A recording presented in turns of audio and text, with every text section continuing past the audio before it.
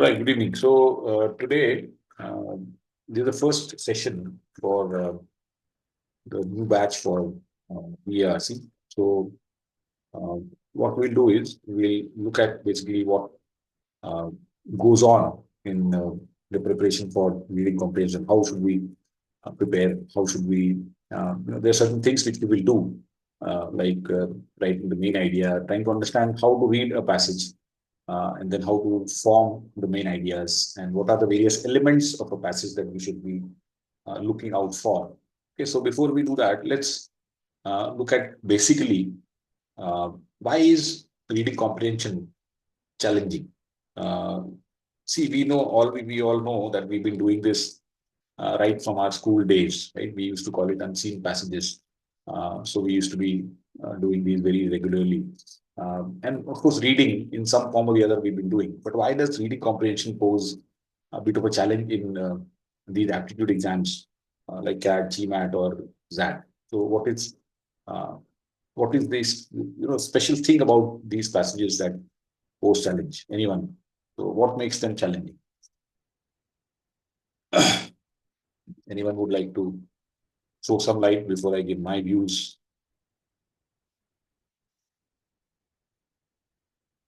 Okay, uh, so the challenges, okay, in reading comprehension are a few. First is the time pressure. Given enough time, we could be able to make sense of more or less, of course, not everything, I would say, but still, we would be able to make sense of quite a lot of things, which under time pressure, we are not able to do so because the clock is ticking, and as we know, this CAT is a very um, kind of, torturous exam in a way that you got 2 hours and this 40 minutes is basically for this VRC section in which you have 24 questions. And out of 24 questions, 16 are basically RCs, right? So 4 passages, which means 16 questions of RC. Then you've got to attempt them very quickly, right? First of all, you've got to select. There are some, of course, who are able to do all the 4, but those are obviously very few. For most of us, we need to select whether we are going to do either 3 or 2 passages. So which ones are to be those, right? So you go to make a selection also, and then you got to read the passage and you got to do the questions and all this with this clock ticking. So the time pressure makes it quite challenging, right? Um, Second reason is um, that these passages are basically sourced from diverse areas. Okay, now some of us are engineers who have not really studied any subjects of humanity beyond our school days, right? And maybe some history and all those things we studied, literature and all, but that was when we were very young, and we don't tend to carry forward that kind of education. So we don't usually indulge in that kind of reading. Okay, most of us, I mean, they who are engineers, they don't. And then there are some people who are basically from commerce or economics or the marketing or business administration kind of background. They do not really study or read much about maybe scientific passages or technology or something which is beyond their usual area of interest. So CAT or rather any of these exams, whether GMAT or any of these exams, will give you passages from very diverse areas like history, philosophy, sociology, literature, art, music, uh, anthropology. Uh, so it could be anything, right? Technology, medicine, uh, genetics, evolution. I mean, I can go on. There are so many different areas. And also, another challenge that is there is that there is no one area where we can define that this passage is sourced purely from, let's say, biology, or this passage is purely sourced from, let's say, philosophy. There could be a mix. It could be a mix of different genres. So that is what makes it challenging. So that's the second thing, right? We don't usually read about those things. The third is that there are basically close options. Like there are some close options in the questions. Okay? Generally, you will find that you are able to eliminate 2 out of 4 questions more easily, whereas the rest of the 2 questions will pose quite a bit of challenge. And CAT is particularly notorious for this. That, of course, not all questions I'm saying. There are some questions where you might find pretty dicey. It could go either way. So we should be very clear that why you are choosing a particular option. So that makes it a little challenging. And the next thing is that there's the questions themselves are sometimes confusing. Again, particularly in CAT, they have these critical reasoning based questions where they throw in double negative, triple negative, uh, which of the following, uh, if false, does not agree with the author's view. Now, this question, if you see which of the following, if false, does not agree with the author's view, kind of a twisted question. So, if you are not familiar with such questions, then you may take time to, in fact, figure out that what exactly is this person asking. Forget about looking for the answer or the option. You uh, might even uh, misread the question, and there'll be an exactly opposite answer also there given as one of the options. So you might be tempted to choose that. Right. So questions are quite confusing at times, which is why again it is challenging. Um, and of course, apart from diverse areas, the language uh, now language does not generally people think that language means vocabulary. So it's not vocabulary. Okay, I could give you uh, hundreds of sentences which have very perfectly normal vocabulary, uh, but you might find them tough to uh, unravel or uncode because the sentences are very complex. See, in English language or in any language, if you try to pack too many ideas in one sentence, then it becomes very complicated. You can do that by way of various connectives, various punctuations and all. We can make very long sentences. Okay, usually a sentence has got 10, 12, 15 words at max. But then if you have, when you read these kind of passages, sometimes the uh, number of words extends to even 50 or beyond that. So those kind of words are strung together with different kinds of connectors. You might find it difficult to read. So language, which could be grammar, right, which could be vocab. I'm not saying vocab it doesn't come into play. Vocab obviously comes into play. There are some words which you might not be familiar with. So that is what makes it. So all of these are various challenges that make the section a little challenging. But the good news is that we can surely overcome all of these. Okay, we can with our the way we will go about doing the ARC. I'm sure that most of us should be able to rise above all this by sustained efforts and practice. Okay, nothing comes without that. So let me make it very clear right upfront in the beginning that there is no magic wand here. Okay, yes, obviously there are certain things which we'll cover as we go along. That what are the things to look for? There are certain pointers or traps or commonly faced issues which will definitely be pointed out. But then it's not as if some hacks are there or some shortcuts are there or something is there which can make life very easy or like a breeze. ऐसा नहीं होता. And I'm sure you all are mature enough to know that. Uh, so ऐसा पहले होता था एक जमाने में बिकॉज वन क्वेश्चन कम्स कुछ लोग पूछेंगे अभी भी कि बिना पैसेज पढ़े क्वेश्चन क्यों नहीं कर सकते राइट. तो वो एक जमाना था जब स्ट्रेट फॉरवर्ड क्वेश्चन आते थे और कुछ लोग कर लेते थे. But then obviously we should trust these professors who और these IIMs who create these question papers to be aware of all those tricks right. तो वो आपसे एक कदम आगे ही रहेंगे. वो they will always be one step ahead of us, right? So these are the challenges. Now let's take a look at some of the CAT. So CAT के perspective में जैसे मैं आपको बताया कि CAT में वो 4 RCs, right? 4 RCs. Each RC has got 4 questions. This has been the pattern for the past so many years now. इस पैटर्न में थोड़ा बहुत फेरबदल जैसे पूरे पेपर में वो ये करते रहते हैं that see there are 24 questions right now till 2023, till CAT 2023, what they used to do is that 4 RCs initially, right? So question number 1 to 16, and then 17 to 24 were VA questions, 8 VA questions. This was the pattern. Now, what happens is when there is a certain pattern, people get used to the pattern. So to shake them up, ये लोग कुछ ना कुछ try कर देते हैं. तो इस बार उन्होंने CAT 2024 में they pulled a different stunt and they mixed up. These questions. So VA का एक question आ गया, one VA question. Then there are 4 RC questions. Then there are 2 VA questions, and then there are 4 RC questions, or something like that. So some people were they were uh, they were not able to handle this, particularly in the first slot. इसमें भी 3 slot होते हैं, right, as you are aware, slot 1, slot 2, slot 3। अभी तक तो ऐसे ही हुआ है पिछले 4 सालों से। तो slot 1 is a slot that faces this challenge of the unpredictability. But by the time we come to slot 2, then the cat is already out of the bag. People are aware of what to expect. तो first वाले slot में थोड़ा सा इनको होता है problem, but I don't think if you prepare well then this should not shake us up. तो ये लोग ये करते हैं just to put things in perspective. Now, let's take a look at what I was mentioning about the diverse areas and some of the stuff here. But पिछले अगर हम, so 23 are not included here. This is 24, so 23 तक का है। अगर हम पिछले 20 से लेके 23 तक देखेंगे तो I've just tried to give you here a snapshot of the kind of different themes or areas from which passages are sourced. Now, and also I've color coded them in terms of the ease of doing it. Right?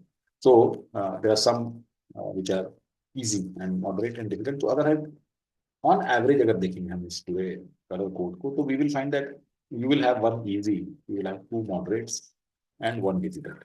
एक इस तरह का एक pattern हमें दिखाएगा most of the times, barring our maybe 1 or 2 slots where it will average out. But इस तरीके का होता है। तो one easy, 2 medium, and 1 difficult. So if somebody wants to do 3 passages out of 4, then obviously they can choose these 2.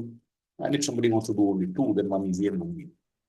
Now, how to go about choosing which ones are easy, which ones are difficult? How do we decide? This is a topic of another session. However, again, as I'm saying, it's not that straightforward. It does not come with a label. ऐसा कोई label नहीं आता है कि ये easy है, ये difficult है और ये moderate है. It depends upon certain factors. So we will see how best to identify as we go along. So if you look at the topics here, geographic determinism, okay, was one theme. So determinism क्या होता है? तो determinism is basically where the traits of somebody are, whether it is genetically given or it comes from the environment. So this has got evolution, this has got genetics, this has got geography also in it. So it's like a mixed, all of these back. Passage was moderate, not difficult, but all I'm saying is वहाँ ऐसा आया था. Writing ocean worlds. Now this, many times you have book reviews, like you have reviews of book. So there's a book called Writing Ocean Worlds, right, which has come out, and the author is giving a review of that book. So that was about Indian Ocean के आसपास जो countries हैं, जो Indian Ocean से connected है, तो उसके बारे में इस particular passage हो गया है. Original affluent society. So how do the societies, the original affluent society थी, as we know that पुराने जमाने में जो हमारे hunter gatherers और जो हमारे पुराने पूर्वज होते थे, they never bothered about, I mean, money. So affluence was never equated with money, right? They used to enjoy their lives and roam around, not bother about material possessions and all. So what was that original affluent society? This talks about it. So it's more of anthropology and sociology kind of passage.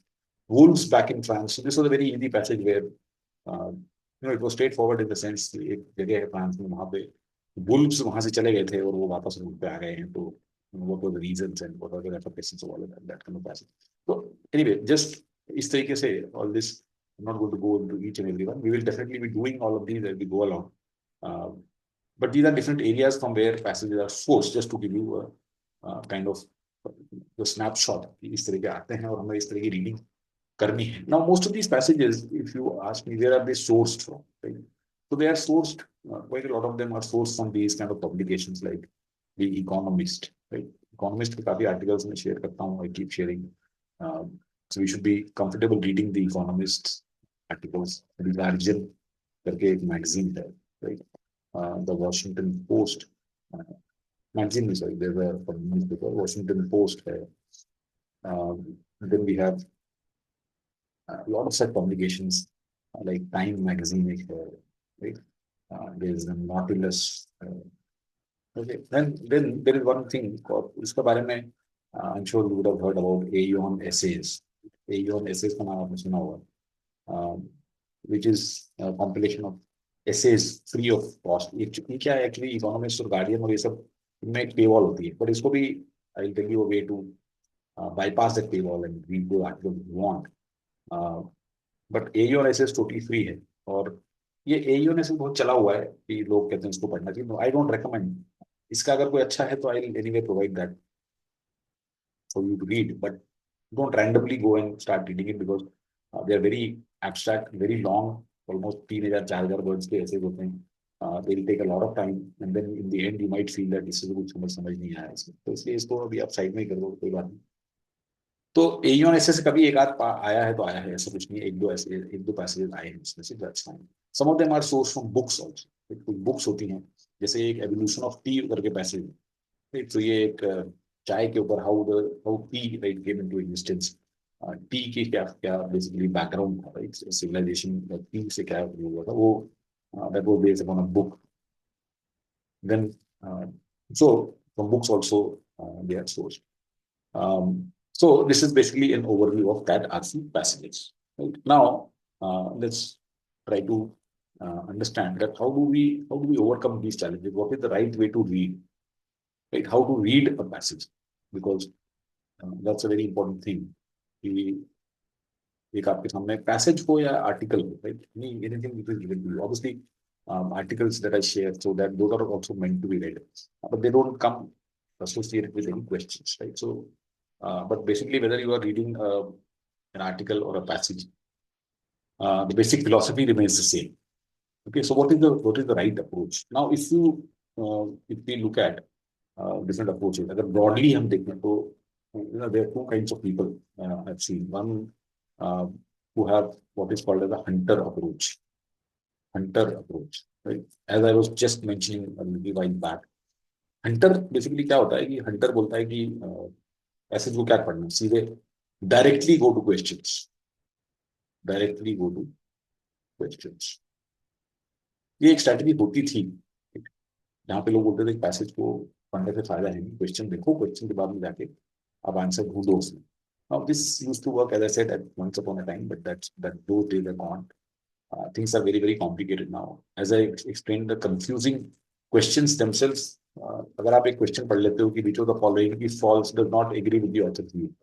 अब इस question को आप पढ़ लोगे तो इसको कहाँ जाके आप वहां इसका answer ढूंढोगे? So that becomes very useless kind of a strategy. The second approach is a scholar approach, right? Scholar approach जो होती है उसमें people go into the minutest of details. People read the passage very carefully, going into each and every detail, every number what is given, every name that is given, every place का नाम जो दिया हुआ है, कोई भी location है कुछ भी है तो उसको वो बहुत ही जाके माइन्यूटेस्ट ऑफ डिटेल्स तक पढ़ेंगे. तो इस अप्रोच में भी प्रॉब्लम है. इस अप्रोच में प्रॉब्लम ये है कि first of all you will spend a lot of time. इतना टाइम आपको लगाने की जरूरत है, राइट? दूसरा, आपको कोई इसमें पीएचडी नहीं करनी, right? Our objective is you will not get brownie points for reading a passage very carefully or not. All your marks are basically given on the answer that you tick. तो आप अगर ठीक answer tick करोगे फिर nobody bothered whether you had a hunter approach or you had a scholar approach. Nobody cares for that, right? तो scholar approach आपको इसीलिए आपको टाइम बहुत ले लेगी, और दूसरा इसकी जरूरत नहीं, we don't need. So what is the right approach? Right approach is something like a midway in this. It is called a big picture reader. Big picture reader. Okay. Now, what's a big picture? Who's a big picture reader? Why is big picture important?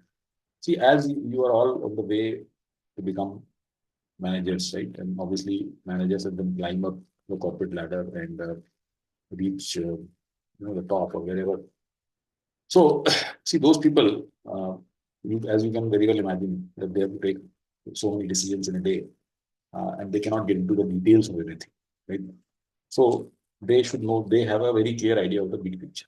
जितना ऊपर जाते जाते हो आप, उतना आपको big picture clear होनी चाहिए कि जो भी आप कर रहे हो, जितना भी आप टाइम स्पेंड कर रहे हो उसके ऊपर, उसका क्या रिजल्ट निकलने वाला है. How much of that is productive, how much of that will lead to the objective, achieving the objectives or not. So when you are reading a passage, you should also be like a CEO or like a leader or somebody in a leadership position. कि आपको पता होना चाहिए कि जितना भी time आप, क्योंकि time is a resource, right? तो जैसे ऑर्गेनाइजेशन में आप रिसोर्सेज यूज करते हैं very judiciously because resource constraint hai. There is no organization which has got abundance of resources. So everybody has to make the best use of them. Here, your most precious resource is your time. So you have to make use of that time very judiciously while reading a passage. तो आपको minimum time में optimum utilisation करना है, तो आपको उसका एक basically essence और एक एक्सट्रैक्ट निकालना है. You have to take out the extract of the passage in the minimum possible time.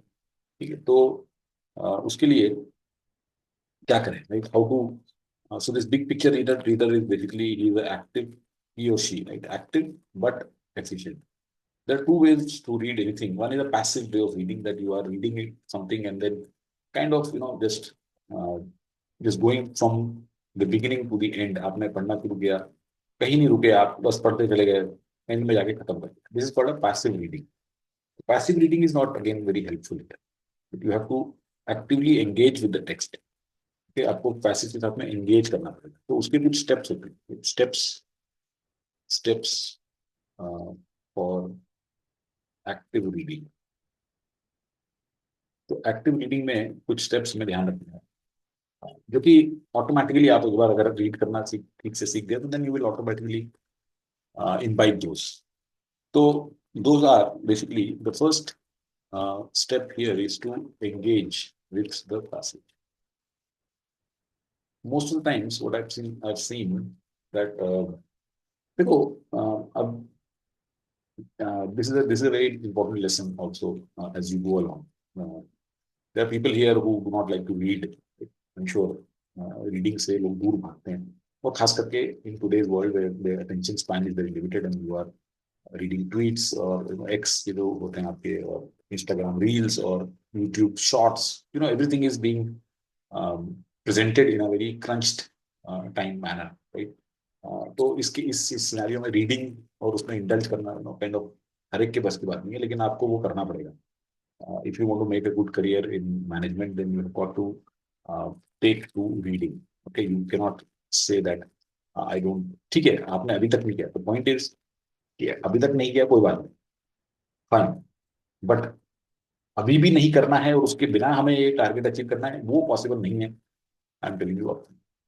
If we think that we can do away, get away without reading and still achieve a great percentile and get into a good college and successfully pass out of there and land a great job or whatever we want to do, then that looks very difficult because उसके reading के बिना नहीं होगा. तो अभी तक आपने नहीं किया कोई बात नहीं, लेकिन अब आपको करना है and you have to do it with your whole heart, even though you find it the most boring thing in the world. I'm sure many of you would, but trust me, once you start doing it in the proper way. होता क्या है कि अभी तक हमें किसी ने ठीक से बताया भी नहीं कि क्या पढ़ना क्या नहीं पढ़ना. Randomly if we pick anything and everything and go to any community, Telegram पे और यूट्यूब पे, कहीं बहुत सारी जगह कम्युनिटीज है, और वो कुछ कुछ बताते रहेंगे आपको, कोई कुछ बताएगा कोई कुछ बताएगा. तो first of all you will not know which guy to trust, because everyone will sing their own tunes.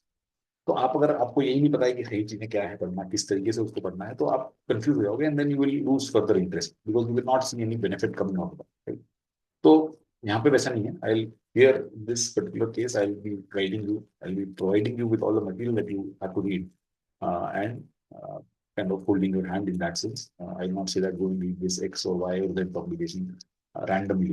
Okay, so वो नहीं होगा. तो आपको रीडिंग में इंटरेस्ट डेवलप करना पड़ेगा and you have to engage with the passage. Engage with the passage means that even though it is a very dull kind of scientific passage or it is an economic passage or based upon some philosophy or something, you have to basically pretend that you are liking it. At least pretend. अगर आप like नहीं भी कर रहे हो तो, क्योंकि आप जो मैसेज अपने ब्रेन को दे रहे हो, right, subconscious, the power of subconscious, let me at the expense of trying to, बहुत सारे लोग हैं मोटिवेशनल और इस तरह की बातें करते हैं subconscious mind and question, but that works actually.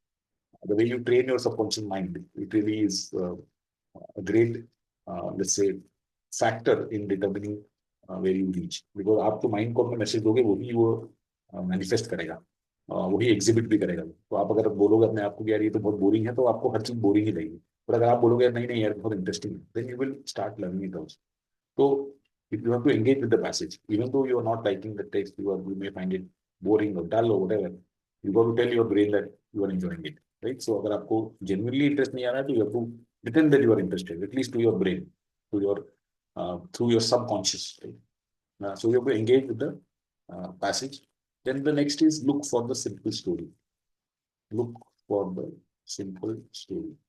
Now see, every piece of writing, whether it is put across to you in the form of a great book, or in the form of an article, or in the form of an essay, or in the form of a short story, whatever it is. Everything has got a simple story. ठीक है? मतलब कोई भी चाहे कैसा भी topic हो, हर एक को हमें अनरेवल करके एक सिंपल सी स्टोरी निकालनी है कि ओके, ये इसके कैरेक्टर्स है, ये इसलिए यहाँ पे this is what is the issue, or this is what the point being discussed, and this is what is the solution that is being suggested, or this is what the way they are recommending, or whatever it is. तो simple story आपको ढूंढनी है उसमें. अगर आपको वो simple story समझ में आ गई किसी भी बारे में, तो आपका काम हो गया. लेकिन that simple story is what we will later on start developing by calling it the main idea. Right. तो सिंपल स्टोरी जो है वो main idea, because every piece of writing is got a main idea. Author क्या convey करना चाहता है, right. तो it's like the juice, right. But juice जो होता है, ऑरेंज जूस जो होता है आपको, तो ऑरेंज जूस आपको to consume you have to eat the orange, and orange is got lot of उसकी जो पील्स होते हैं, उसके जो डायरेक्ट जो उसका सीड्स हैं, राइट. तो all those things also there, right, which are unwanted. तो इसी तरह से कोई भी मेन आइडिया जो होता है वो आपको प्रेजेंट किया जाता है form of an essay or an article. So you got to pick out that main idea from that. Right? So you have to always keep looking for the simple story, keep asking it. जैसे आप पढ़ रहे हो actively उससे पूछो, अच्छा बोलना क्या चाह रहा है यार, बोलना क्या चाह रहा है, राइट. जैसे थ्री इडियट्स में था वो कि यार आप बोलना क्या चाहते हो. तो ऐसे करके आप उस राइटर से engage करो as you are reading the passage, that what is his point. Okay, and if you are not able to figure out, then keep asking. Okay, then uh, link to what you already know. Link to what you already know. Now, see here uh, is where the challenge comes.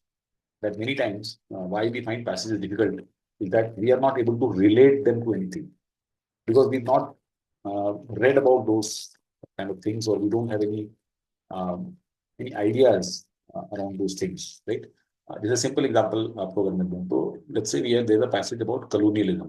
Now this is a very common area of passages. अगर हम cat की जो मैंने आपको list of passages दिखाए थे उसमें देखेंगे तो उसमें बहुत सारे पैसेजेस कलोनियलिज्म के ऊपर बेस्ड है. Now colonialism is a theme, colonialism और imperialism, right? This is one theme. वैसे दूसरा theme could be communism, right? Communism, socialism, and capitalism. Now, these are some ideologies. They could be political ideology, economic ideology. तो अब suppose करो कि passage कोई है वो कलोनियलिज्म और इसके ऊपर है. नाउ अब आपको अब you don't know anything about it, then obviously you will have a tough time trying to decipher what the author trying to say. But if you already have an idea कि यार ये होता क्या है, तो बेसिक्स अगर हमें पता है, सिमिलरली इसके भी बेसिक्स अगर हमें पता है, यार कम्युनिज्म ये होता है, सोशलिज्म और इसमें ये सारा, तो कैपिटलिज्म ये होता है, मोटा मोटा. I am not saying that you need to be an expert in all of these areas, but at least if to some extent you are aware, then you will be able to perform this step very well, and you will be able to link to what you already know. आप अपने आपको उस context में बहुत अच्छी तरीके से रख सकेंगे, and you will be able to get the maximum out of that passage. And which is where what we do is that we have sessions which are called theme based RCs. Okay, so ये हमारे sessions हैं which we will conduct as we go along, wherein we will pick up a theme. Okay, तो उस theme में जैसे suppose करो ये है, तो ये हम इसके ऊपर डिस्कशन करेंगे. तो I mean, I'll give you some guidelines or some concepts about these areas. We will discuss for maybe 10, 15, 20 minutes so that you get a little bit of idea. अगर आपको बिल्कुल भी idea नहीं है इसके बारे में, and then we will do passages based upon these, so that this whole idea now gets into your mind. So that tomorrow, if there's a passage based upon this theme, then you already know those and you can link to all of those. Same thing about this, then evolution, then genetics, then philosophy, then art, literature, जो भी है इन सब के ऊपर हम अलग अलग themes बना के करते हैं. So this is the step that you should know. You should link to whatever you are reading to what you already know. This is the next step. Okay, then the next step is linked to what you just read. अब इसमें क्या होगा कि हम करेंगे क्या, जैसे एक पैसेज है तो उसमें एक ये suppose 3 paragraphs suppose. So what we do is we read this, okay, and then we give a pause 10-15 seconds. 10-15 seconds we will try to recap this first paragraph mentally, of course, that kya padha. And then when we read this, then again we give a 10-15 seconds pause, and then we link it to this. we say, okay, first paragraph, the author introduced this particular theme. The author talked about the British colonial conquests of, let's say, maybe India. And then in the second paragraph, the author talks about what changes it brought about in the Indian psyche, how the Indians then responded to it, how they dealt with it, what things they resisted, what things they accepted, and all of those things about that being the second part. And then the third part, the author is trying to say that how Indians never accepted certain aspects of that and how they could accept it, which were those areas and why this was, उसको वो explain कर रहा है फिर end that. तो आप इसको जैसे पढ़ते जा रहे हो, it's not that you are simply reading at one stretch the entire passage. You are trying to give pauses, मतलब reasonably 3 या 4 pause. So उसका कई बार passages पैराग्राफ बहुत छोटे छोटे से तो ज्यादा पैराग्राफ्स हों और कई बार हो सकता है कि 2 ही बड़े पैराग्राफ, तो आपको उसको थोड़ा सा डिवाइड करना पड़ेगा between 2 or 3 or 4 pauses so that you can do this. Now, once you initially it will need a little bit of conscious effort, but as you become more adept at reading, then this will come naturally. फिर आपको ऐसा नहीं है कि consciously करना, जैसे cycle चलाते हैं, गाड़ी चलाना सीखते हैं, तो पहले बहुत कॉन्शियसली गियर चेंज करेंगे, कुछ भी करेंगे, then it becomes very very automatic, smooth हो जाता है. तो वैसे ये भी शुरू में थोड़ा सा अगर नहीं करते हैं तो कॉन्शियस एफर्ट करना पड़ेगा, बाकी फिर उसके बाद स्मूथ जाएगा. So that's another thing that you need to do, linked to what you just read. Then the next thing is basically to pay attention to signals. Pay attention to signals. Now, when we are reading any passage, right, there are quite a few signals which are there. The signals are basically those words that catch your attention. Okay, there are some words, जैसे आप highway पे अगर गाड़ी चला रहे हैं, तेजी से जा रहे हैं, when you see a certain sign there, so you slow down and take notice of it, because you don't want to get lost or go in a wrong direction. Similarly, इस पे भी हम जब रीड करते हैं passage को, तो we will come across many signals we should pay attention to. So हमारी गाड़ी जो बहुत तेजी से चली जा रही है, वो इन सिग्नल्स के ऊपर आके थोड़ा सा अटेंशन देना पड़ेगा कि क्या हो रहा है, राइट. सो सिग्नल्स बेसिकली होंगे, तो क्या होते हैं signals? So let's say if we have contrasting words, right? So contrasting words is like a U-turn. Okay, अगर कहीं आप हाईवे पे जा रहे हो, वहाँ पे U-turn दिखा आपको, तो वैसे ही contrasting words आपको suppose however आ गया, right? So suppose as soon as you come across the word however, you should know that this sentence is going to be talking about a concept that is opposite of whatever was being told previously, right? So cat passages are easy. Suppose मैंने क्या लिखा है यहाँ पे, cat passages are easy. However, you need a sustained practice to get comfortable with them. तो मैं मतलब ये दोनों चीजें कॉन्सेप्ट हूँ, एक तरफ मैं बोल रहा हूँ कि इजी, लेकिन वो इजी कब है, right? So I am drawing your attention toward this word that now the direction is changing, right? So however, right, then you have nonetheless, right? Nonetheless is another contrasting, or you have notwithstanding. तो ऐसे बहुत सारे contrasting words के still, right, yet, but, although, these are all contrasting words. Though, okay, despite, in spite of. So these are some words that as soon as whenever you come across them in the passage, then you should make a note that, because the next sentence is going to be very important. तो आप तेजी से बढ़ते चले जा रहे हो, जैसे आपने देखा, ओ ओके, नाउ थोड़ी सी डायरेक्शन चेंज है. तो ये कॉन्ट्रास्टिंग वर्ड्स हुए. Okay, then similar words that connect similar ideas. Words that connect similar ideas like furthermore, right? Moreover, या also. इस तरह के वर्ड जो है, ये आपको बता रहे हैं कि ये जो प्रीवियस सेंटेंस है, इसी डायरेक्शन में यही चल रहा है, इसमें आप ऑपोजिट नहीं जा रहा है. तो इसमें क्या कर सकते हो आप, कि जैसे आपने पढ़ा कि ठीक है, इस डायरेक्शन में बोल रहा है, मोर ओवर मतलब सेम बात है, तो ये वाला सेंटेंस को आप बहुत क्विकली पढ़ सकते हो. You don't need to pay more attention to it, because यहाँ पे हाउएवर या नॉनदलेस लिखा होगा तो आपके लिए ये ज्यादा बड़ा अलर्ट है. लेकिन जैसे आपको दिखा कि फर्दर मोर या मोर ओवर, तो ठीक है, एक और बात उसी डायरेक्शन में बोल रहा है, तो I can quickly move, right? तो इस तरह से आप देख सकते हो. For example, these are some attention seekers, like for example, so here you will, this person will tell you that okay, अब कुछ examples हैं, right? तो इस तरह के जो है सिग्नल्स हैं, उसमें आपको अटेंशन देना है, right? while you're reading. And then the last one here is pick up the pace. Pick up the pace, which means initially you might read a little slower, but as you go along, you should become more efficient in reading and pick up the pace as you go along. Because एक बार आपको basic समझ में आ गया कि passage किसके बारे में है, that you are able to figure out generally in the first paragraph और by the time maximum second paragraph तक आप गए, वहां तक आपको समझ में आएगा कि किसके बारे में है ये passage. Then you can move a little more quickly. So you can pick up the pace as you go. Right. So these are some of the ways in which you can read actively, but efficiently. Consciously थोड़ा कर सकते हैं, but जितना करोगे आप अपने आप ही you will find that you are becoming that kind of active reader. So these are some of the this is you know, some let's say steps that you can follow for reading. So before I go further, let me invite any kind of questions or doubts or anything that you have so far that whatever discuss, or you want to discuss something more, or you have a different view, or whatever you want to say. If at all you have anything to say, we can discuss that before we go ahead. बताइए कोई. Okay, all good. All right, great. So let's move to the next part of this session, which is basically the elements in a passage. So elements in a passage means कि जो passage है उसमें से हमें best भी निकालना है तो क्या क्या elements उसमें होते हैं. तो अगर हम देखें कि the first element is the main idea, right? So we should be skilled at figuring out the main idea of any passage.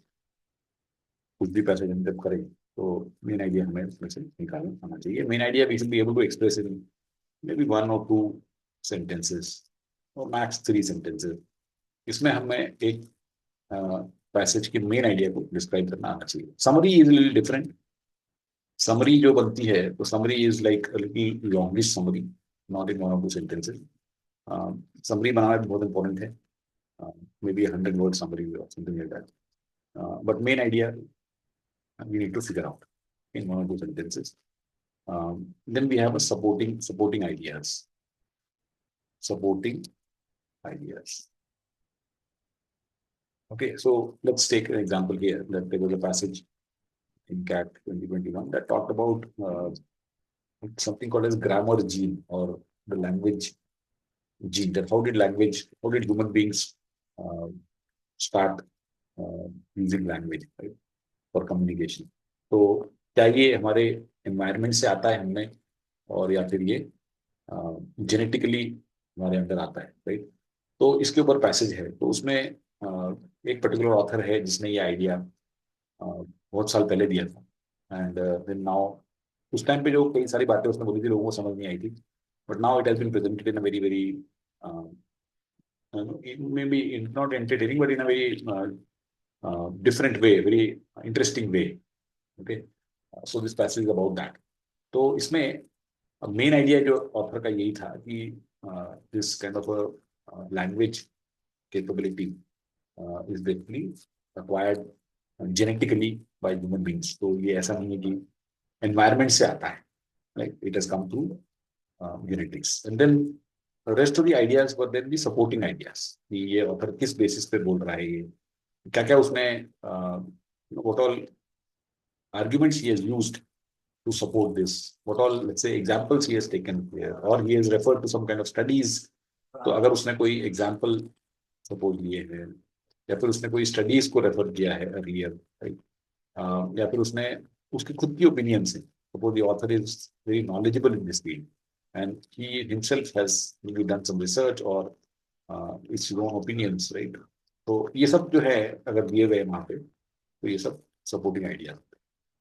So your whole purpose of the passage is to give you some main idea, and then how to arrive at that main idea are basically these supporting ideas.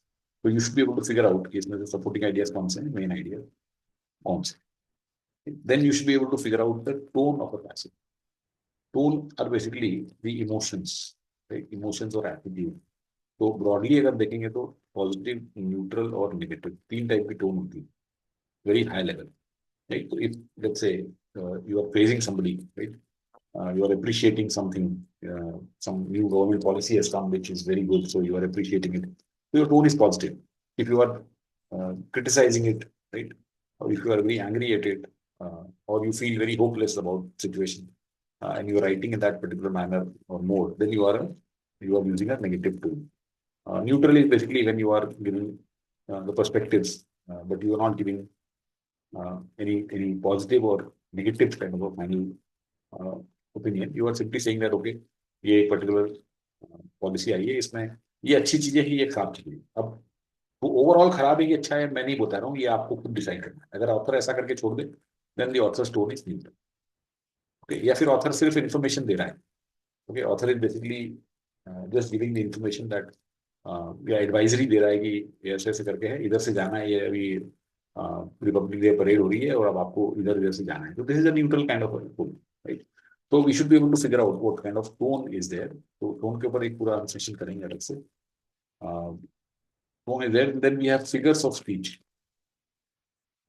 Now, figures of speech are basically those words, phrases, or groups of words wherein the meaning is different from the literal meaning. Okay, तो idioms होते हैं, या फिर oxymorons हो गए इसमें, या फिर simile और metaphor और hyperbole और onomatopoeia और metonymy, बहुत सारे इसमें figures of speech हैं. तो figures of speech are used by the author to make the whole reading very interesting or the piece of writing very interesting. Otherwise, reading, as I said, is a dull enough job. People are not really motivated to read. So, but if you make the language very interesting, then people will read. So, figure of speech आपको identify करना आना चाहिए. आपको पता होना कि कौन से कॉमनली यूज मेटाफर्स हैं, कौन से कॉमनली यूज सिमिली है, या कौन सा फिगर ऑफ स्पीच है यहाँ पे. तो वो आपको पता होना चाहिए. तो इसके ऊपर भी एक पूरी सेशन करा जाएगा. And then you should also be aware about this organization of the passage. Organization of the passage, so organization या structure of the passage. तो इसमें how the, so now there are different paragraphs, right? First है, second है, third है. तो ये first, second, third paragraph आपस में कैसे लिंक है, right? और fourth है suppose. तो सपोज फर्स्ट पार्ट में इंट्रोडक्शन है किसी प्रॉब्लम का, और फोर्थ में उसका सोल्यूशन दिया गया है, तो हाउ दे आर लिंक्ड. या सेकंड में और थर्ड में प्रोज एंड कॉन्स दिए गए हैं किस चीज के, ये इसके प्रोज है, सेकंड में, थर्ड में कॉन्स दिए गए हैं, और यहाँ पे इसका कंक्लूजन निकाल दिया गया है. तो you should know what is the organisation और the structure of the passage, how these what roles are being performed by each and every paragraph here. Or you can even go down to the level of sentences, that this sentence, दो sentence bold कर देंगे suppose वो, they will say that what kind of role these two sentences are playing, right? Whether one is a theory and the other is the evidence of it, or one is an argument and the other is a counter argument, or whatever it is. तो इस तरह से आपको organisation और structure का भी निकालना. So that's another element that you should be aware of. So when you are reading, then you should be able to identify the main idea. You should be able to find the supporting ideas. You should be able to figure out the tone of the passage, the figures of speech that are being used, and also the organization and structure of the passage. So these are some of the elements that you need to be aware of, right? So I think that's broadly what I wanted to say. And also the way we will structure these RC classes, जो हमारी RC की, देखो अपना, अगर हम VARC की बात करेंगे, तो VARC पूरा सेक्शन जो है, it's not that there are too many concepts of theory. Yes, there is a structure to it. There are certain things. तो अगर हम ओवरऑल देखेंगे कि हम बेसिक्स के कितने सेशंस करते हैं, तो अगर हम इसको डिवाइड कर देंगे, we will divide it into RC, we will divide it into VA, and there is another area we call critical reasoning. This is again very important for all exams. In some exams, direct questions are asked, but in some exams, only the application is there. CAT is one such exam where you don't get a direct critical reasoning question, but you get an application. तो अब अगर हम इसमें देखेंगे, तो हमारा reading comprehension जो चलेगा, तो हमारा एक सेशन हो गया यहाँ पे intro वाला, right? So we've done the intro session, we do the main idea, and all we'll practice those things, and then we will have a session on tones, right? We will have a session on figures of speech, and then we will have a session on question types, right? What are different question types that are asked and how to handle those. And then we will have a session on test taking strategy, that as I was explaining in the beginning, that how do you select the passages, uh, what should be the approach, how many you should do. Of course, this is again, there is no one size fits all. ये ऐसा नहीं है कि जो test taking strategy है वो सभी के लिए सेम होगी, है ना. One thing you must understand and kind of imbibe or internalize, not imbibe, sorry, internalize, is that this is an exam. Okay, now I mean I'm talking broadly about CAT. तो अब इसमें आपको तीन sections हैं, right? Three sections are there and Q&A. Now each of you will have your own strength and of course weakness also, because it's not as if that we are all, nobody is perfect among us. तो आपकी कुछ strength होगी, कुछ आपकी weakness होगी. Now suppose there is a person who is strong in those two areas, and then the person asks me that the person is average here or maybe little less than average here, and then they ask me that what should be my testing strategy. Now compare this with a person who is strong in VRC, right? Already who is the person is mid to kind of little better than mid, and the person is not that great in VRR, not that great in QA maybe, or maybe average in QA, not that great in VRR, or okay here, okay, not good here. What should be the strategy for this person? Again, that will be totally different. Okay, so we can definitely make some broad sweeping statements here, but that depends upon. तो अगर कोई suppose करो this kind of person asks me VRC में strong है कि मुझे क्या करना चाहिए, तो आपको तो ये करना चाहिए, आपको मैक्स आउट करना चाहिए वीआरसी में, and you should see that ठीक है आपका कट ऑफ यहाँ पे क्लियर हो जाए, राइट. इवन 85-90% आपको यहाँ पे अगर 90-90 भी आ गया और आपका यहाँ पे 99.5 से प्लस आ गया तो you are safely move. Whereas this person who is little less than average or below average in VRC, but they are good in these two, तो अगर आप यहाँ पे 98-99 ऐसा लेके आए तो यहाँ पे आपका 90 से भी काम चल जाएगा. Of course, we will not try to restrict ourselves to 90. We want to go to 99. But what I'm saying is that for me, this person's primary this thing would be little different. कि at least इसको consistency इतने पाया. देखो consistency develop करना बहुत जरूरी है. ये नहीं है कि एक से एक मॉक में एक सेशन में आ गया दूसरे में नहीं आया, वो नहीं है. We should aim for a consistency in our mocks and tests whenever we start giving them out. तो इस तरह से test taking strategies will differ for different people. So एक साइज फिट ऑल नहीं है. We should all know our relative strengths and weaknesses and then create the strategy. Okay, so these will be the sessions that we'll do in RC. Then of course ये होने पे and then we will start those theme based things, right? तो जैसे अभी पहली batch वाले भी कुछ लोग हैं तो हम लोग कई सारे थीम बेस्ड कर चुके हैं. Obviously we will do them for this batch again and with different hopefully with different passages, so that those people can also again attend and with those practice of those themes. So theme based RCs हमारी काफी चलती रहेंगी. So there are quite a few sessions on this. There could be 15 themes also.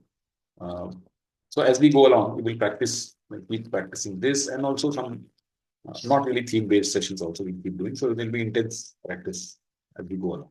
Okay, so that's about the RC part. And VA part we have basically VA में अगर cat की VA देखेंगे तो 4 ही चीज. वैसे अगर VA देखें तो VA में para based, right, para based question है. देन VA में ग्रामर आ जाता है, then vocab, right. Of course critical reasoning मैंने यहाँ पे थोड़ा अलग करी है. तो इतनी चीजें VA के अंदर आ जाएंगी. तो पैरा बेस्ड क्वेश्चन जो है कैट में आते हैं, जो कि 4 टाइप के होंगे. तो अगर हम यहाँ पे पैरा बेस्ड क्वेश्चंस की बात भी करते हैं तो we have the para jumbles, then para odd one out, then para summary, and para completion. These are the 4 things that we will have. So what we do is we take two sessions. Two का एक session ले लेंगे basics का, and then we'll take again the basics of these 2. तो ये 2 में हो जाएगा आपका. But then we will keep practicing. We'll keep practicing in a mix and match kind of a flavor. Then we have grammar classes. Grammar directly इसमें नहीं आती cat में, but it is very important and it comes in other exam. So grammar है and vocab. Right? So vocab की भी obviously I'll keep writing you how to build and keep working on that. So vocab, this is an ongoing thing that we can. And then we have critical reasoning. So critical reasoning, so we'll have many sessions. Inference conclusions हो गया एक, inference conclusions हो गया, then strengthening, weakening के questions हो गए, then paradox, then flaws in reasoning, right? इस तरह से assumptions, right? Assumptions है. वैसे 6-7 sessions होंगे, and then we will keep practicing on. This is how the whole thing will move. We just want to share with you. जो लोग पुरानी batch के हैं, they are maybe aware of this to some extent. So with this, let's move to doing some bit of practice, some bit of a learning while doing. Okay, learning while doing. So कुछ now I'm just going to share this deck with all of you here, and the exercise that we'll do is that I've got only short passages today. We're not going to do bigger passages or more difficult. As we go along, we'll keep increasing the intensity, keep increasing the difficulty level, the length. Length of a typical CAT passage is basically 500 words. ये थोड़े छोटे हैं. So as we build these skills, we'll keep scaling up. So what we'll do is I'll just send you this deck. तो इसका हमें main idea लिखना है. Right? We have to read this, we have to write the main idea, and then we have to solve these 3 questions. तो इस तरह से हम करेंगे आज. Let me just share this first of all with you.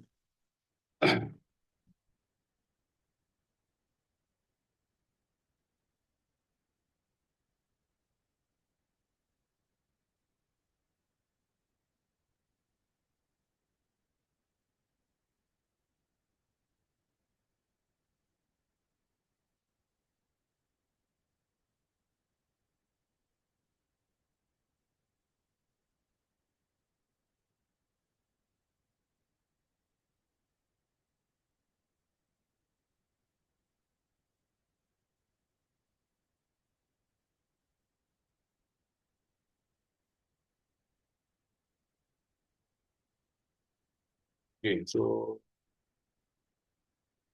I have shared with everyone here. Okay, so I've shared with everyone here, those in the group and those otherwise also. So I hope everyone have received. आपको मिल गया ये? Okay, so let's begin this exercise. Read करना है, इसका main idea लिखना है, and we have to answer these 3 questions. I don't think it should take us more than what 10 minutes. चलो 10 minutes to begin with. If anyone needs more time, I'll give. ठीक है, तो आपको ये पढ़ना है, अपना मेन आइडिया लिखना है, 1 या 2 सेंटेंस में, राइट? 2 सेंटेंस, ज्यादा से ज्यादा 3 में लिख सकते हो, बट उससे ज्यादा नहीं करना. And then do those 3 questions, simply straightforward. Let's begin. Okay, so please start.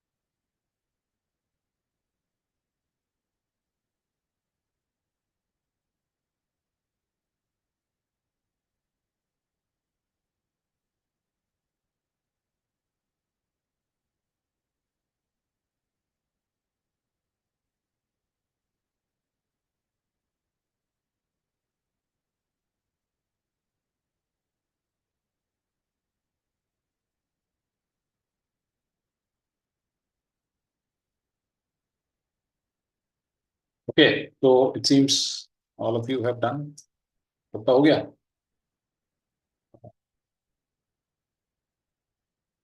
Yes, Pranjali.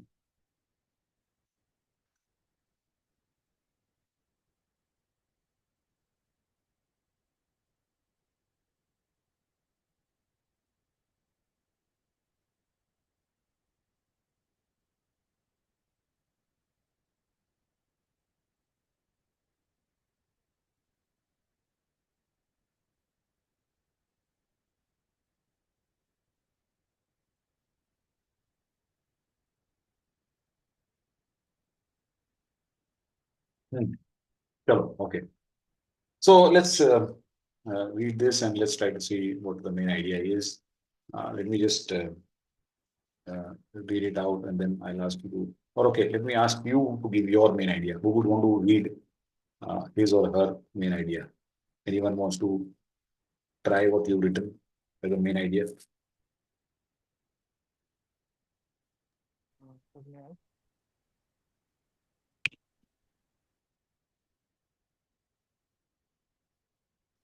Uh, Yes. in this main idea that you just mentioned, is it better to make a small, maybe a summary story, or is it better to maybe list down a couple of points in No, just point a couple format? of points. Just a couple of points, So right? in a point format to save time, right? Yeah, I mean, not even, you don't need a point format also. Just write a couple of sentences. That should be good enough. So main Okay. idea should not be kind of a summary. Okay. Main idea should be what the author is trying to highlight through this passage in just, one or two sentences. Okay. Okay. Okay. Thank you. Okay. All right. So, okay, let me just give you mine once I'm done explaining this. So Cleopatra, I'm sure many of you would have heard the name, popularly known as Queen of the Nile. It's this Nile is in Egypt. Right? It's very well known for its powers of supposed enhancing beauty and uh, powers of seduction. Right. So she's known more for her beauty and powers of seduction. However, now see, this is what I was talking about. Pay attention to signals. Right. So now he's talking about a different aspect. When she was alive, she was known more for her intellect than for her appearance. In fact, she spoke at least 7 languages. Now, this, in fact, is basically trying to substantiate what was mentioned here. She spoke at least 7 languages and was well versed in the subjects of math, philosophy, astronomy, and public speaking. Furthermore, right, so this tells you that, okay, again, we are going in the same manner. Uh, so they're talking about the intellect. Those sources indicate that it was her brains that helped her successfully rule the ancient Egyptian kingdom as a dominant ruler, even though she only ruled as a co-regent. Now, this is some term which I don't know if you are aware or not.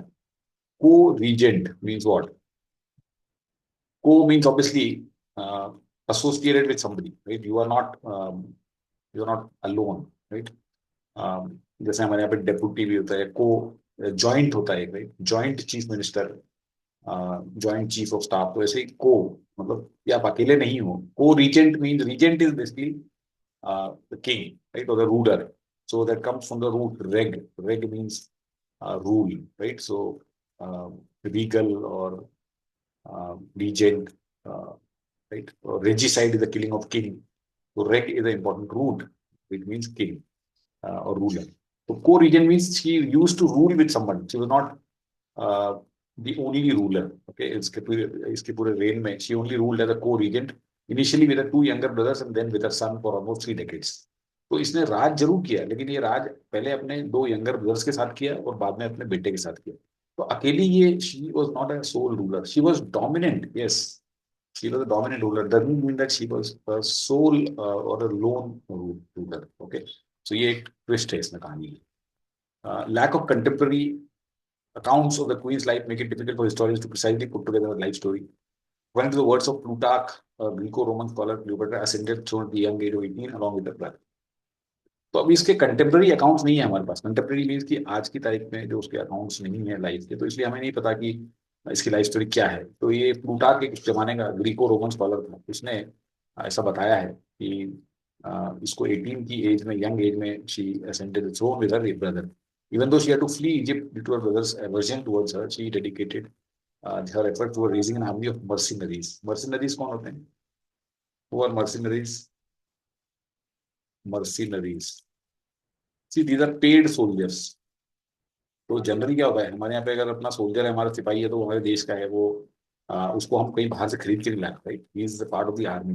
But जब यहाँ पे country में, जैसे Russians ने जो attack किया था Ukraine पे और बहुत सारी जगह पे अफ्रीका में, वो मर्सिनरीज लेके आते थे. They were paid, they were not really soldiers fighting for the love of their country, they are people who are fighting for the love of money. तो ऐसे बहुत सारे हायर्ड मर्सिनरी होते हैं. तो इसने रेस की वो आर्मी को return to Egypt within a year to claim her throne. Furthermore, she formed a tactical alliance with the Roman ruler Julius Caesar in order to gain help in advancing the cause. तो उसने फिर Julius Caesar के साथ tie up भी किया. After ascending the throne again, she was able to maintain peace and prosperity in Egypt, despite frequent flooding of Nile that resulted in crop failures. Eventually, she married Mark Antony, the then Roman army commander, in order to gain Roman military prowess. तो इसने Roman military prowess इसको मिल जाए, उसके लिए इसने इससे शादी कर ली और इसके अपनी पोजीशन को फर्दर कंसोलिडेट कर लिया as a dominant ruler of. Such political shrewdness made Cleopatra undoubtedly one of the most successful women in history, especially at a time when patriarchy means it was male dominated. Patriarchy means rule by males. So this passage basically tells you that though Cleopatra is more known for her beauty and power seduction, she was known more for her intellect. And she used sorry, तो इसको अगर हम main idea इसका हम लिखना चाहें तो let's try to draft simple main idea of this. So जैसे okay, so let me read out. Cleopatra, Queen of Nile, was a perfect example of beauty with brain. Her glory against her brother for throne and the way she brought prosperity makes her paradigm for the most successful women ruler. Okay, fine, good. So हम ये कह सकते हैं कि Cleopatra, though often remembered for her beauty,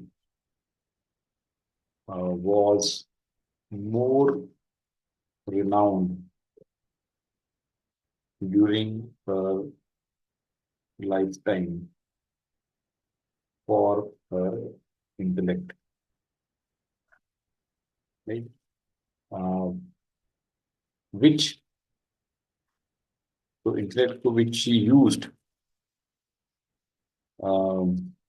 effectively to rule Egypt for 3 decades, despite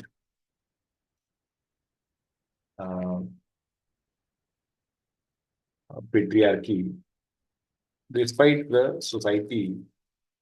Sorry, ऐसा हो गया यहाँ पे, society being patriarchal,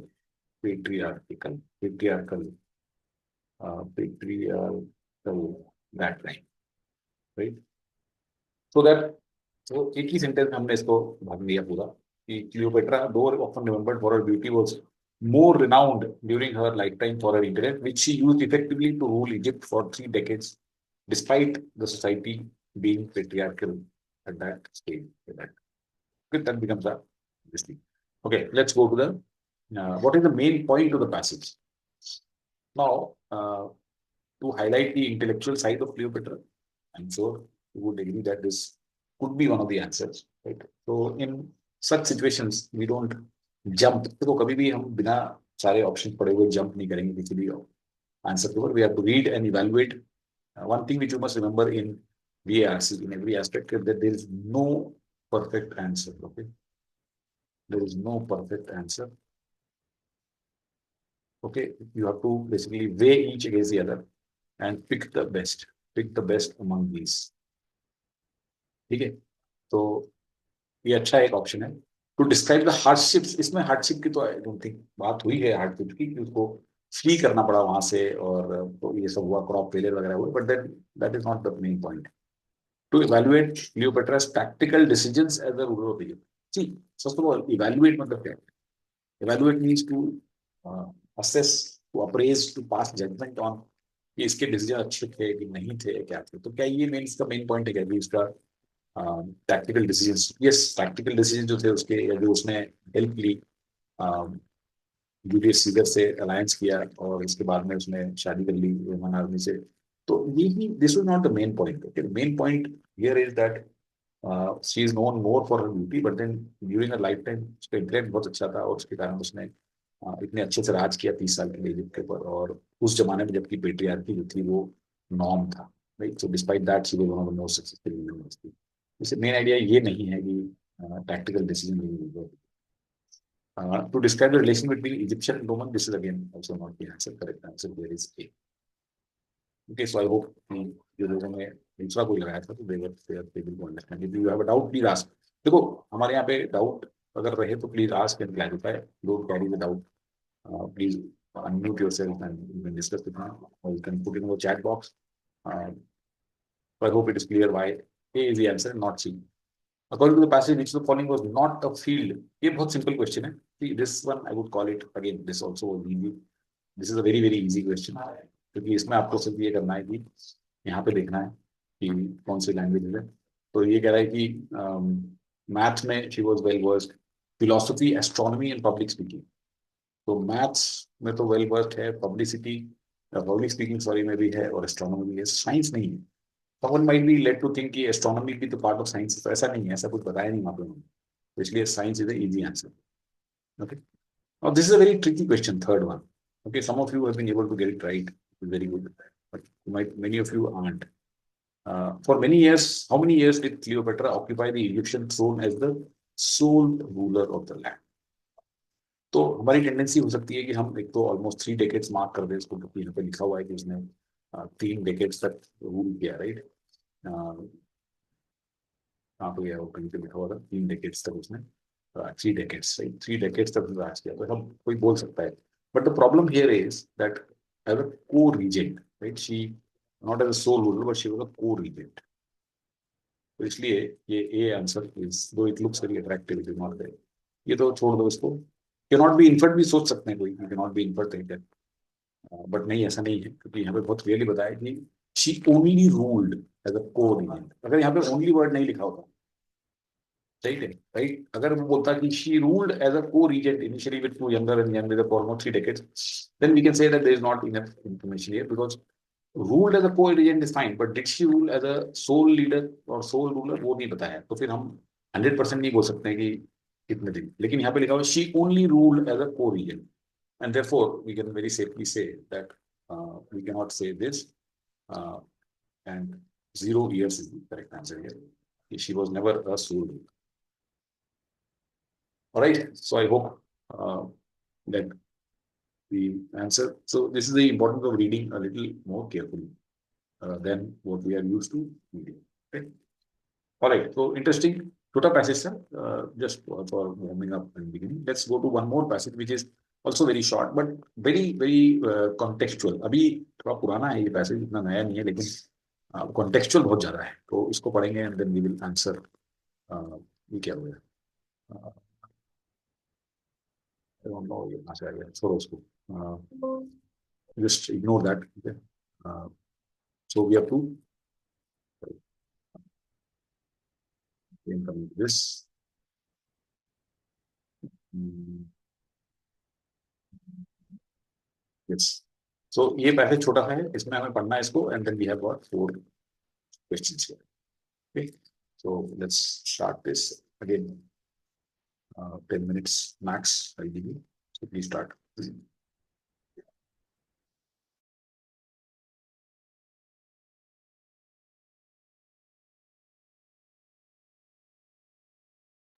So what is the meaning of aversion?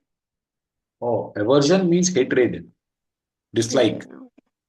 dislike. Okay, if someone dislikes you, then the person has an aversion towards you. Okay, aversion का opposite हो सकता है affinity. Affinity means attraction or liking. Okay, so these two are opposites. All right, good. Let's go. Sir, so I wanted to ask you something. Yeah. So, आपने starting में बोला था कि there are different types of approaching RCs. So, first you mentioned was the hunter approach in which one directly goes to the question. But अभी basically मेरा doubt ये है कि is it a good idea perhaps to maybe just glance at the questions before नहीं one नहीं reads the नहीं नहीं paragraph, or does नहीं it नहीं like नहीं. वो throw off कर I, देता है? no, no, not at all, not at all. Okay. I never recommend that. Okay. And that was just basically to illustrate that there are still some people who think that that is a good idea, but that's a very bad idea. So don't indulge. Yeah. I meant in a sense कि like अगर if one reads all the say 4 questions पहले beforehand पढ़ लेते हैं तो while going through the passage they like नहीं one नहीं can कुछ think नहीं होगा, कि कुछ नहीं होगा, कुछ नहीं होता. You will waste more time. You can okay, you can try it out in some assignment or some exam. You can try it out. okay, And then we will exchange notes. Maybe in some passage you might get lucky that you may get some benefit, but overall it doesn't seem to be a bad strategy.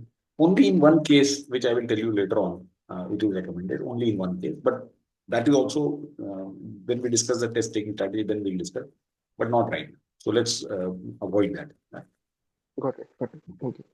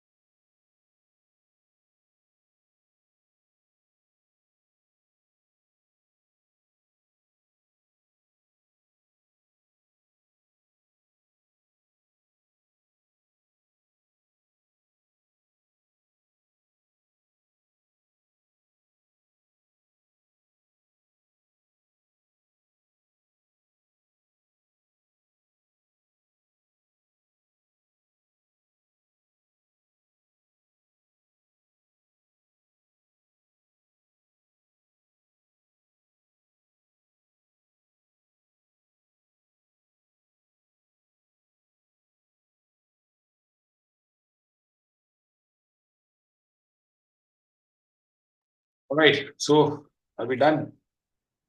Just got the answers of three, four of you, and the rest.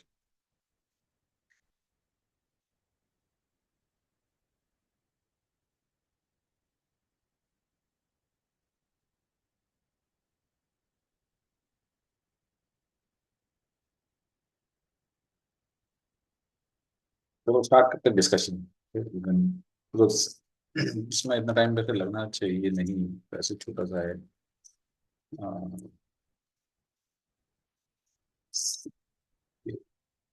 So let's discuss this passage.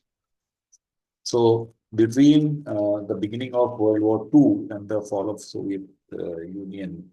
Okay, before I go ahead, let me get your views on main idea. Anyone would like to narrate his or her main idea? एक या दो sentence में।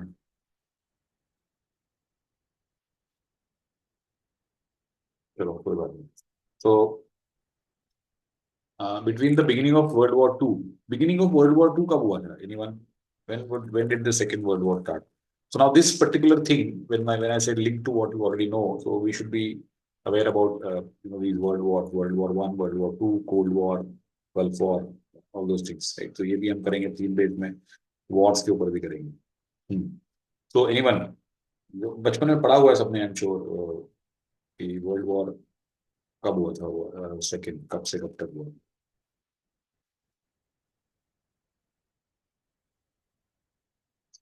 तो 19 नहीं, 1942 नहीं, 1939 से start हुआ था और 1944-45 तक ही चल गया था। 1945 में एंड हुआ था।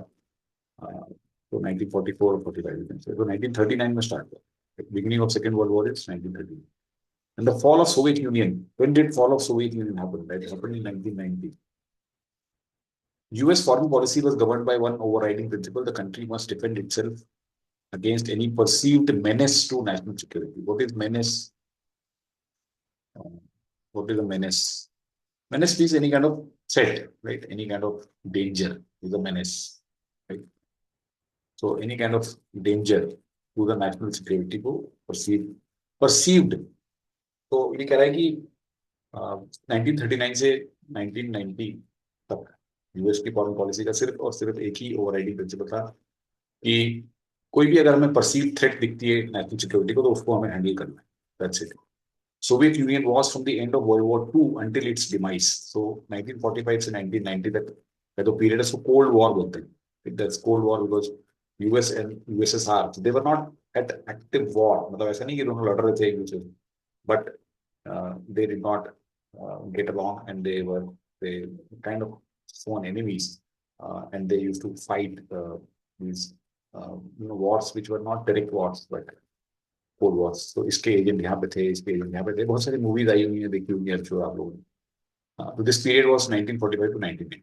The Soviet Union was from the end of world war 2 until its demise perceived to be just that menace. मतलब इस दौरान बेसिकली यूएस का एक ही फॉरेन पॉलिसी का एक ही गवर्निंग प्रिंसिपल था कि हमें अपने आप को जो भी परसीव थ्रेट है उससे बचाना है। That is the foremost thing. The end of Cold War, however, along with the belated recognition of the limitations of American resources, has brought about a new scenario. तो अब ये सिचुएशन तब की है जब कोल्ड वॉर खत्म हो गया था और उस टाइम पे एक recognition हुआ that we have limited resources. So there's a new scenario. No longer able to rely upon the dictates of one overriding policy, the government suddenly finds itself faced with decisions that require either a subtle reading of American ideals or reconciliation of seemingly contradictory objectives.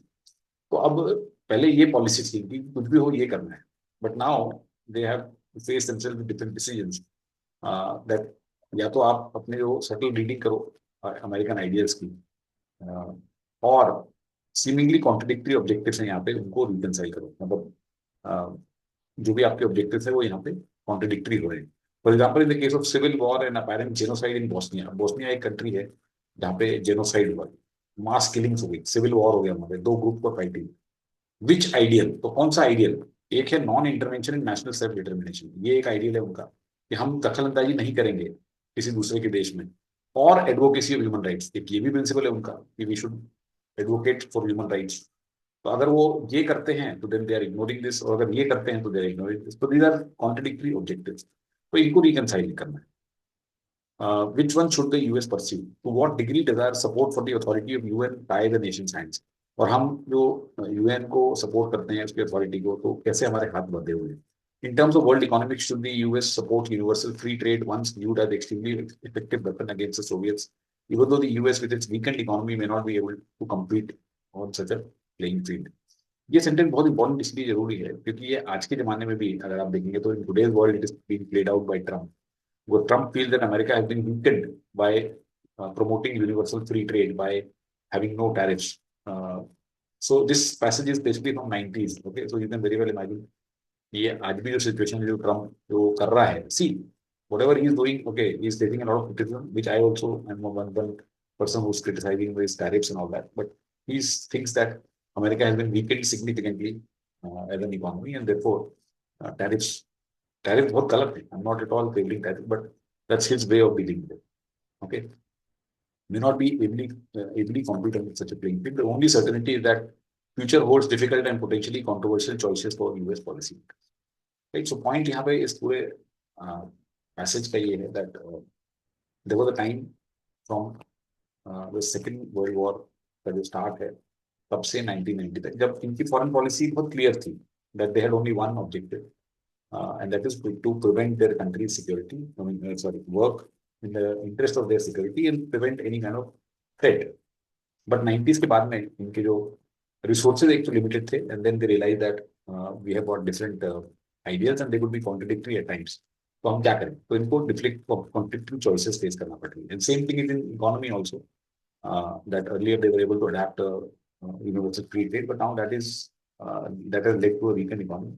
And they may not be able to compete, and therefore they have to face difficult and potentially controversial choices. So that's the whole crux of this passage, right? So इसको अगर हम देखेंगे तो we can say अगर हम एक sentence में इसको लिखना चाहें तो we can say that from WW2 till Soviet Union's collapse. Soviet Union's collapse. US foreign policy was driven by the need to counter any perceived threat. However, the end of the Cold War and recognition of limited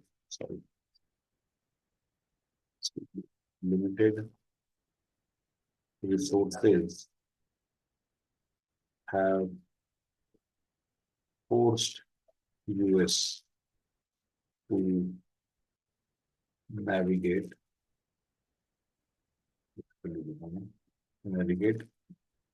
complex and contradictory decisions. That's it. Right? So इसमें हमने पूरा capture कर लिया. World war 2 से Soviet collapse तक बहुत clear policy थी और उसके बाद में ये एंड हो गया और रियलाइजेशन और हमारे पास लिमिटेड रिसोर्सेज हैं तो they have to navigate complex and contradictory. That's it. So I hope that the passage crux is clear to you. Let's go to the questions now. Interesting questions, and let us look at them. It can be important passage that US foreign policy makers considered their pursuit of containment of Soviet Union justified by. तो कैसे अपना वो justify करते थे तो वो यहाँ पे लिखा हुआ है कि इनकी foreign policy was governed by only one overriding principle. The country must make itself defend against any perceived menace and therefore Soviet Union ही वो थ्रेट था. तो इस कैसे जस्टिफाई करते थे, right? By the possible threat posed to the safety of US. Yes, right. So they consider their pursuit of containment of Soviet Union by this. ये हमारे को threat pose करता है. If this is a good answer, we'll keep it. Evidence of a Soviet weapons buildup. देखो ये मन से passage में अगर कुछ भी नहीं दिया है, sorry, so we cannot assume anything. We cannot bring outside information or anything of that sort. Right? We cannot let our imagination run wild. तो ये बिल्कुल ही कहीं पे भी ऐसा कोई weapons की बात नहीं हुई. The end of the Cold War and limits of US resources. तो ये तो उल्टा बोल रहा है ना. कंटेनमेंट ऑफ यूएस तो जब तक एंड नहीं हुआ था कोल्ड वॉर तब तक था, ये तो उसके बाद की बात कर रहे हैं, तो ये तो बिल्कुल ही गलत है. The approval of that policy by the UN Security Council. UN Security Council का नाम जरूर लिया गया, but in a different context. Okay, totally. In fact, UN का सिक्योरिटी काउंसिल का भी नाम नहीं लिया गया, यूनाइटेड नेशंस का नाम लिया गया, तो ये भी गलत है. This is also distortion. So, and this also was not taken in context with Soviet Union ka. It was taken in context with the other Bosnian issue. So, correct answer of A. Anyone has a doubt in this? Please ask, because कुछ लोगों ने इधर उधर लगा दिया. Okay. What is the main point of the author? History provides irrefutable evidence. Irrefutable means that cannot be challenged. That cannot be challenged. Irrefutable. That countries must aggressively pursue their self-defense even if such a pursuit mandates unprincipled behavior. ये कहाँ से? History provides irrefutable. देखो basically यहाँ पे ये passage US की policy के ऊपर है, तो अगर किसी ऑप्शन में यूएस की पॉलिसी का नाम भी नहीं आ रहा है तो वो तो बिल्कुल ही गलत है. Totally off. The US followed from its inception one foreign policy until its failure in Bosnia forced makers to reassess their priorities. देखो यहाँ से यहाँ तक ये ठीक है. फर्स्ट ऑफ ऑल ये भी ठीक नहीं है. इंसेप्शन मीन्स जब से यूएस स्टार्ट हुआ. यूएस की हिस्ट्री कब से स्टार्ट हुई? यूएस को इंडिपेंडेंस कब मिली थी? Anyone? When did US achieve? हम यूएस इंडिपेंडेंस के ऊपर यूएस जो अमेरिकन रेवोल्यूशन हुआ उसके ऊपर भी हम थीम बेस्ड आरसी करेंगे. अमेरिकन रेवोल्यूशन कब हुआ? Anyone? And when did America get independence? उसके 250 साल होने वाले हैं. Okay, America got independence in 1876, 4th of July. Okay, so next year they are going to celebrate their 250th year of independence. तो Inception तो उसका तब हुआ था, तो तब से थोड़ी तो एक पॉलिसी की बात कर रहा है. until its failure in Bosnia. और ये बोस्निया में फेलियर नहीं हुआ है उसका, तो this is totally off.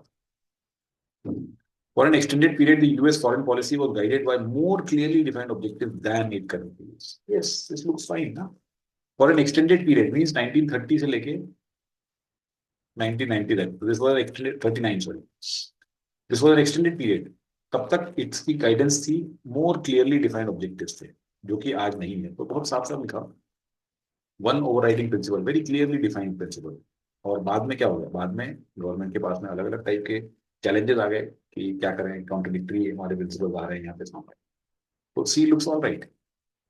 The lesson of world war 2 mandates that US intervened to stop the, ये तो बिल्कुल ही I don't know from where this has been computed. Correct answer was C here. So how some of you missed that, isn't it? So जिन्होंने भी miss किया था, have they understood that why C is the right answer? Okay, cool. Let's go to the next one.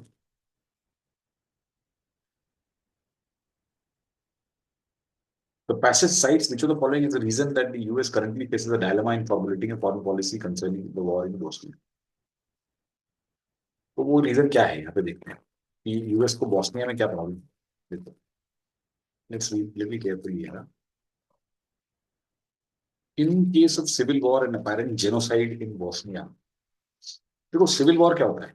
Civil war मतलब अगर दो या दो से ज्यादा ग्रुप्स किसी कंट्री में फाइट करने लगते हैं, and then genocide means mass killing होती है, राइट? जैसे सीरिया में है और बहुत सारे जो ट्रबल्ड कंट्री है, वहां पे जेनोसाइड हो रहा है, मार रहे हैं लोग इसलिए. विच आइडियल. तो इस केस में कौन सा आइडियल लगाया जाए, ये यूएस सोच रहा है.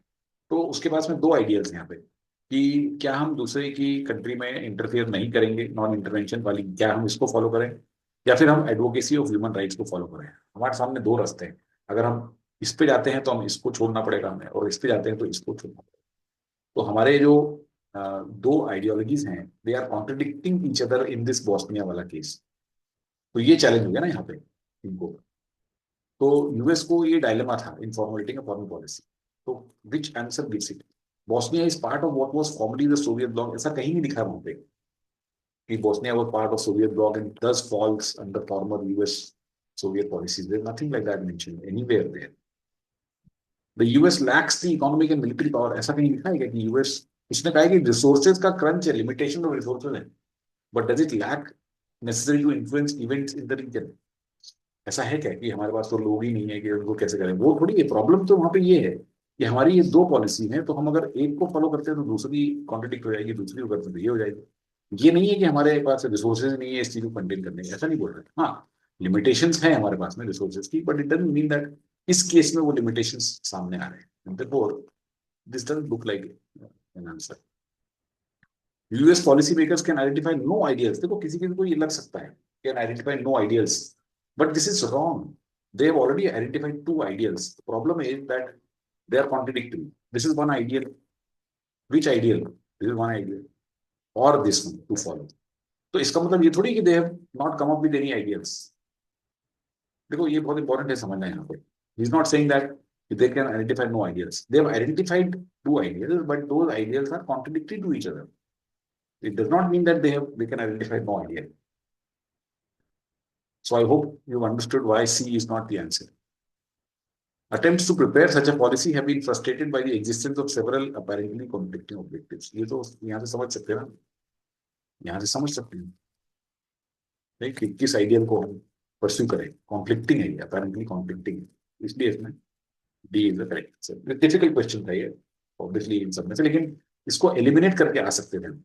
सो इसमें सबसे नियरेस्ट जो है वो आप देखो, ए और बी इसमें आसानी से एलिमिनेट हो जाएंगे, और सी में ये नो आइडियल लिखा हुआ है, ये आपको ध्यान से पढ़ के समझ आना चाहिए. वहां पे दोनों आइडियल तो लिखे हुए हैं, we can't say that there is no ideal and therefore we will mark. Agreed? The purpose of the first paragraph of the passage is to, first paragraph का पैसेज, पैसेज जो है फर्स्ट पैराग्राफ क्या बोल रहा है इसमें, तो उसमें इसने ये बताया ना कि यूएस की फॉरेन पॉलिसी में एक बहुत क्लियर ऑब्जेक्टिव हुआ करता था जब तक सोवियत यूनियन था, जब तक सोवियत यूनियन, जब तक उसका एंड नहीं हो गया. Outline the roots of present Soviet United States policy. देखो प्रेजेंट की बात नहीं हो रही है अभी, वो कह रहा है कि 1939 से लेके और 1990 तक इनकी एक पॉलिसी थी, तो प्रेजेंट क्या है क्या नहीं है ये नहीं बताया. Site evidence supporting an active and aggressive foreign policy. Now, some of you may have marked B, but then B is wrong because of what reason? बताइए.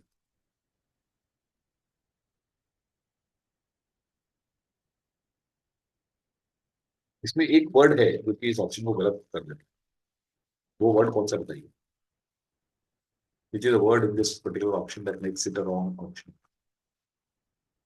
You know, aggressive? No, aggressive तो policy है यार. Aggressive is not that word. The word is active. Is this foreign policy still active? See, कौन सी foreign policy थी कि हम अपने आप को डिफेंड करेंगे against any perceive menace to national security. लेकिन क्या ये एक्टिव है जिस टाइम पे ये क्वेश्चन लिखा गया है? ये नहीं है, ये नहीं है. Right, it was governed bye, लेकिन अभी नहीं है. The end of cold war however along with the belated recognition has brought a new scenario. That means whenever this passage has been written, ये चीज पास्ट में थी, therefore we cannot say that it is active. तो ये एक word इसमें गलत है. Does it make sense why this is wrong? Okay. Provide a brief overview of post-1930 US foreign policy. तो ये तो ठीक है, ब्रीफ ओवरव्यू था ना कि पोस्ट 1930 कौन सी उसकी फॉरेन पॉलिसी थी, तो वो बताया उसने. This looks fine, we keep it. Refute the idea. Refute means challenge और contradict the idea that Soviet Union was new enemy after world war 2. ये तो उल्टा बोल रहा है, गलत है ये तो इसको सपोर्ट करना है. और न्यू एनिमी है कि ओल्ड एनिमी ये भी नहीं बताया, तो ये दो तरीके से गलत है. Correct answer is C.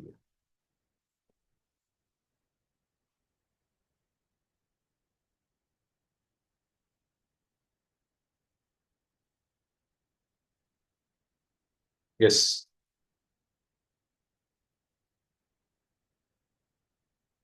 So what's the view on this?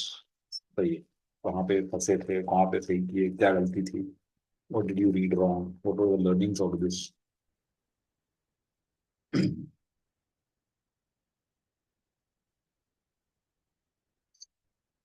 Yes, PS, did you find it challenging? Familiarity थोड़ा कम था सर। Hmm? फेमिलियरिटी टॉपिक के ऊपर थोड़ा सा कम था मुझे लगा, तो Vaguely because of the timelines, एक इसमें थोड़ा timelines का familiarity होना important था, क्योंकि हाँ तो वही थोड़ा हाँ उस एंगल से थोड़ा सा चैलेंजिंग लगा लाइक। हाँ, इस एंगल से थोड़ा चलेंगे, करेक्ट और करेक्ट। लाइक पैसेज बहुत क्रिप्स में खत्म हो गया था, तो ज्यादा इंटरप्रिटेशन बनाने का स्कोप भी नहीं था, एकदम छोटा पैसेज था बोल के, तो ओके, वो मुझे एक इशू लगा। ठीक है, okay. So basically, little bit of background is what was needed, right? ठीक है, so which is where we will do these theme-based RC that will help you immensely. As of course, you have been a part of others, right? तो इसमें भी हम ये world war के ऊपर जरूर करेंगे। इसके ऊपर कई पैसेज आए भी हैं और आते भी रहते हैं।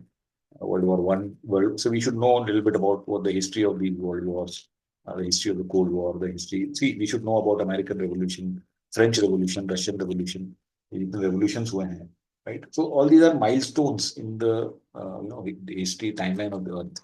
अगर हम मॉडर्न हिस्ट्री देखेंगे अर्थ की, तो उसमें डिफरेंट एजेस हुई हैं, वो तो हमने डिस्कस किया हुआ है, right? We have the Greek era, and we have Roman Empire, and we have the Middle Ages, and then we have the Enlightenment, Renaissance, and the modern age and all. तो वो सब हमको थोड़ा idea होना चाहिए, क्योंकि हम धीरे धीरे करेंगे डिस्कस इन अलग अलग theme basis. Fine, yes, anyone else? Yes, Amrita, who would want to elaborate on this?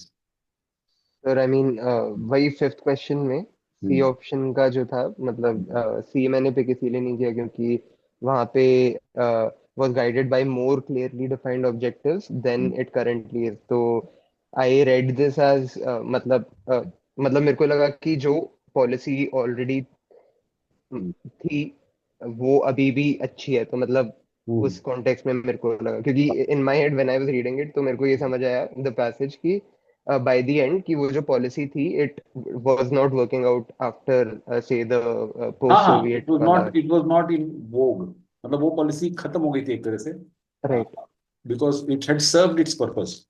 उसके बाद में राइट नए कंपल्शन आ गए इनके पास में। Right Right. राइट, तो वही मैंने उधर क्लियरली डिफाइंड ऐसे कुछ तो वो आपने मान फिर कौन लिया, सा तो इसमें बी लगा दिया वहां था? पे हाँ मैंने भी लगा दिया था। हाँ, तो बी में एक्चुअली देखो, एक तो ये था इंसेप्शन, है ना, और राइट बोस्निया में उसका फेलियर नहीं हुआ था। बोस्निया में it was at crossroads कि हमें क्या करना चाहिए, क्योंकि इसमें राइट पैसेज में ये नहीं बताया कि हम बोस्निया में उन्होंने फिर कुछ एक्शन लिया और फिर फेल हो गए कि सक्सेसफुल हो गए। उन्होंने तो ये लिखा हुआ है कि government suddenly finds itself faced with decisions that either require a subtle reading of American ideas or a reconciliation with seemingly contradictory objectives.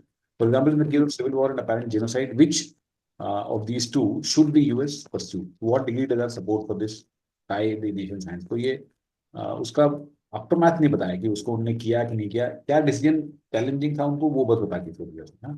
तो इसलिए right right we will not extrapolate that. Okay, all okay right. Got it, thank you. Okay. All right. So there was, of course, a third passage, but we can't. We will let it be for the time being. We will do it as a homework. So third passage को आप homework में करना है. In fact, ये passage मैं उस पर portal पे भी डाल दूंगा सारे quiz in the form of a quiz. So whatever session we are doing, the quiz will go on to the portal as a quiz, so that जो लोग, अगर आप सेशन अटेंड नहीं कर पा रहे हो, अटेंड नहीं कर पा रहे हो, या उसके बाद भी क्वेश्चन बच गए, तो वहां से आप कर सकते हैं। Okay, so with that, we'll wind up the session. If there's any questions, comments, doubts, you can always reach out to me after the session, or whenever you want. Also, if you want any more clarity, आपको कुछ और अगर समझ नहीं आया इसमें, तो you can reach out anytime. All right. So with that, let's wind up. Thank you and good night. I'll see you then on Friday. We have the next classes. Thank you sir. All right. Thank you and thank bye. You sir.